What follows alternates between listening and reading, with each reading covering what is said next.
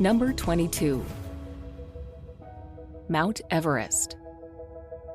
As the highest mountain in the world, Mount Everest attracts climbers of all levels, from well-experienced mountaineers to novice climbers willing to pay substantial sums to professional mountain guides to complete a successful climb. Although other 8,000ers, such as K2, are much more difficult to climb, Mount Everest still has many inherent dangers, such as altitude sickness, weather, and wind. At the base of Everest, Sherpas and mountaineers work overtime to prepare for their trip to the summit.